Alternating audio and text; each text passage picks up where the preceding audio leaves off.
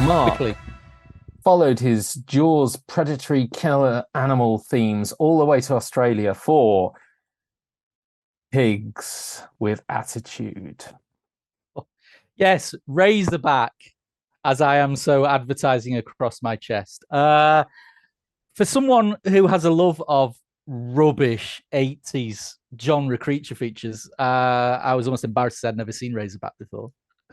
Don't don't take my card off me. But this was an absolute blast. It is an Australian cult classic. It is Russell Mulcahy's first film. He got it off the back of all those Duran Duran videos.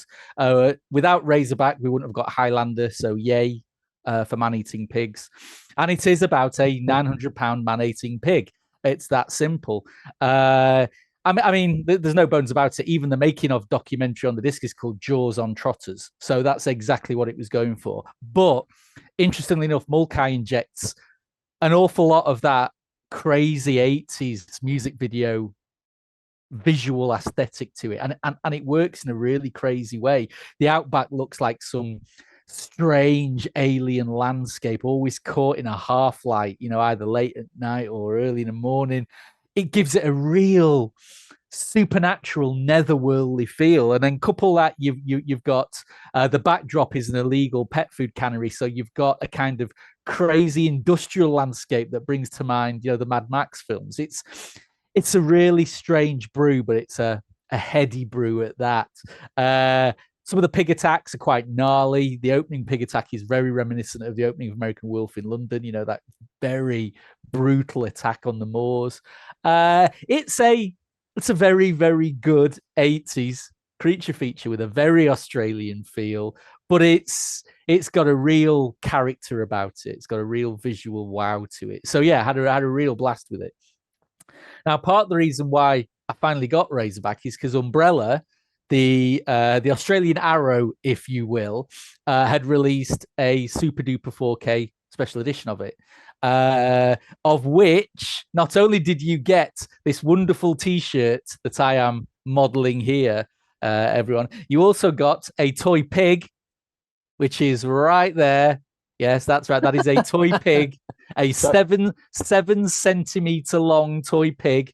But more importantly, you got a fantastic set like this. Absolutely gorgeous hardback set. You've got the original novel. Look at that. That's the full novel in glorious hardback. The disc box is absolutely, the artwork here is utterly insane. It's mm, glorious. So I had very high hopes. And unfortunately, they were completely dashed the minute the film started. The 4K transfer is one of the most disappointing transfers I've ever seen on the format. First of all, there's no wide color gamut or HDR of any kind. In essence, we are talking Blu-ray type formatting here. Yes, it has a 4K resolution, but somehow they even managed to cock up the aspect ratios. Original aspect ratio 2.35 to 1. It's stretched slightly. Now, it's not noticeable. It's not like they've stretched it to 1.85. They've stretched it to something like 2.25 or something like that. So it's not immediately noticeable. But every once in a while, someone will walk past and they'll just look very tall and very thin. It's been reported out on other forums as well. They've done some comparisons between previous discs, and the geometry problems are there. But ultimately, what they include in the pack is the previous 2018 1080p release they did. So this was before the brand new 4K restoration that Shout Factory used earlier this year, and the 4K is supposed to be based on. And if you do a comparison between the old 1080p disc and the 4K disc, I swear to God, they look exactly the same. They've got the same low level print damage. They've got the same camera judder. The colors look exactly the same. The detail look exactly the same. Honestly, I couldn't even tell you which disc was which, other than the compression on the bit rates on the 4K disc are slightly higher than on the 1080p disc. Immensely disappointing, especially as apparently the Shout Factory release from March this year got glowing reviews. Now, we know that Umbrella have issued a replacement disc for this because they accidentally region locked the 4K. Now we have contacted Umbrella to say, I'm not being funny, mate.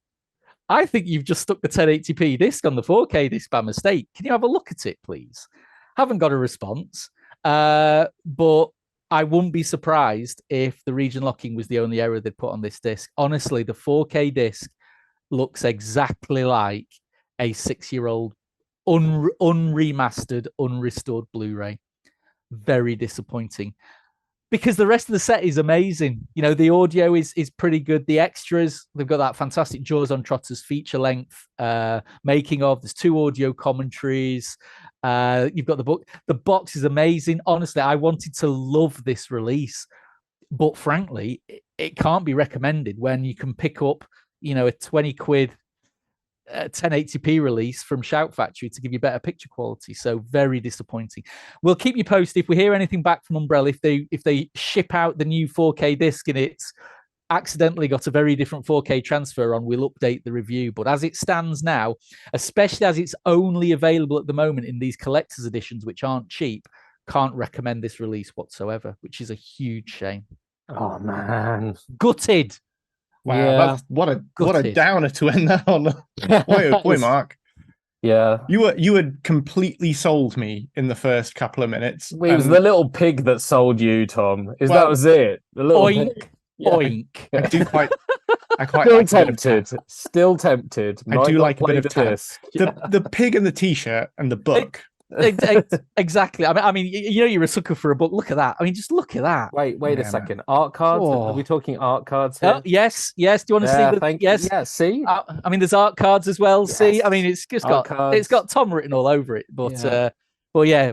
very, very disappointed in that release so far on the picture quality front. But fingers crossed they'll fix it.